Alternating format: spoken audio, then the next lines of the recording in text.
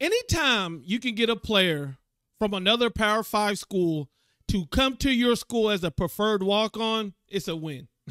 It's a win. It's a win. I don't care if we got 30 running backs. I don't care if we got 30 quarterbacks. If he's from a Power 5 school, if he's played on the Power 5 level, if he's touched the field at the Power 5 level, and you see some promise in him, and he's okay with being a preferred walk-on, bring him on over. Bring him on over. And today we're talking about Rodney Hill, 5'10", 190-pound running back from Florida State. He didn't want to be with them bums anymore. He decided to come to Miami. He initially announced that he was going to go to Florida A&M, but then decided to come to Miami. Real quick, big shout out to the Kane Gang. Guys, if you want to join the Kane Gang, get signed up today. You can hit the link in the description or in the pinned comments. And it's only for $1.99 to help your boy support the grind. You'll get video shout outs, exclusive content. If you look at the members only page, there's already a good amount of videos up there for you guys. If you don't want to, that's cool. I appreciate you being on the channel, saying what's up, liking, subscribing, all that good stuff. I do appreciate you guys so much. And for the Kane Gang members, extra shout out to y'all. Now back to the video. As a preferred walk-on, and as I said, anytime you get somebody who's actually been in the Power 5 system, played in the Power 5 system, and they want to come to your school as a preferred walk-on, I like it, right? Now, Rodney Hill, seen him in a couple spots for Florida State. You know, the LSU game, I know everybody talks about that highlight because they were up on LSU, and then Rodney Hill got in the game, and he straight pounded one of their DBs at the end of a run. And, you know, 50 carries, 190 yards, can catch the ball in the backfield. When I watch him run, takes long strides. It takes him a second to get going. It takes him a second to rev up. But when he revs up, he gets it going, and he finishes his run, which I like a lot. And it's just a good pickup for a preferred walk-on. When you say, well, Grant, do we need another running back? Well, I'll say we need – if you think, and he's a freshman too, so he has several years of eligibility left.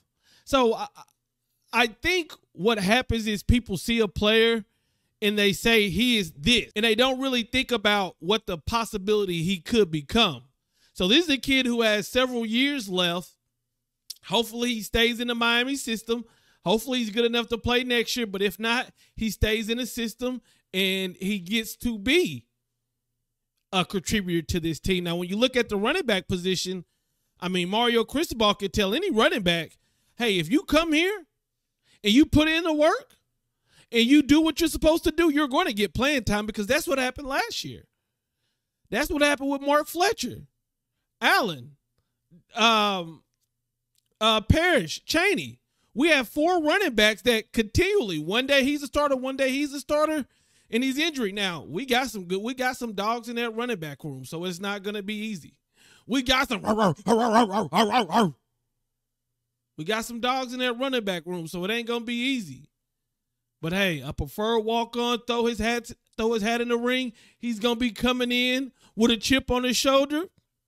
Hopefully he puts his head down, goes to work, and like I said, if not this year, maybe next year he could be a contributor.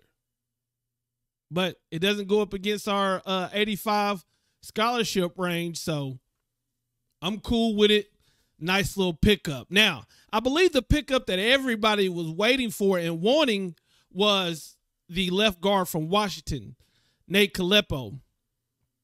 This is a senior offensive lineman, 6'6", 327 pounds. Started every game for Washington last year. I think they said he gave up 1 sack. I think he got beat pretty bad in the Michigan game.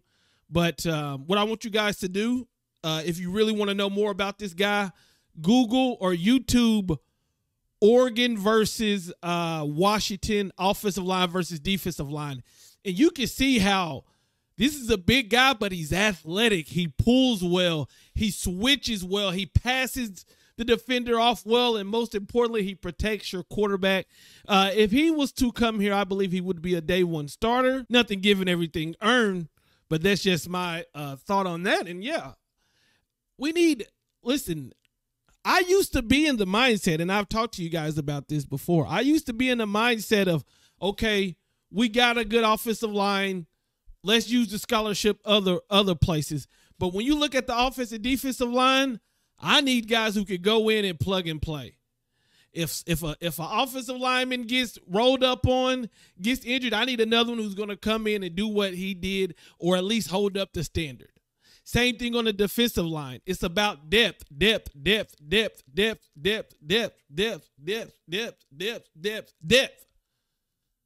And to me, it seems like Miami, year after year, is building that depth within this team. So Rodney Hill commits to Miami, and we're keeping our eye. We're on commit watch for Nate KALEPO. He's supposed to be here till Sunday. Don't know if he's gonna commit. Don't know, but I just don't know how an offensive lineman sits down in a room with Alex Mirabal and Mario Cristobal and does not say, "Where do I sign?" on the dotted line. Hey guys, I need some questions. I want to make a video tomorrow, but I need y'all's questions in the comments. Anything related to Miami Hurricane football, leave your questions in the comments, and I'll get to those. I appreciate you. Peace.